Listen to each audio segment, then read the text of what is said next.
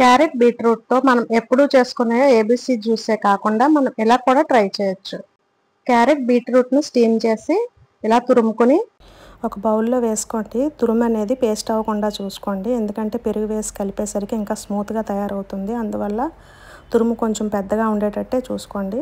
ఇది బౌల్లో వేసుకొని కొంచెం పెరుగుని యాడ్ చేసుకోండి. ఇప్పుడు తడకా పెట్టుకుందాం. దీనికి కళాయిలో కొంచెం గీ వేసుకొని ఆవాలు, జీలకర్ర పోపు వేసుకోవాలి.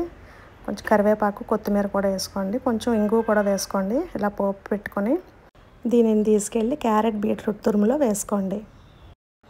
ఇప్పుడు ఇందులో salt, pepper powder, chaat masala వేసి మిక్స్ చేసుకోండి. నేను మన సొంటి మిరియాల పొడి తయారు చేశాను, అది నేను వేసుకున్నాను. మీరు కావాలంటే వీడియో చూడండి, వీడియో పెట్టాను.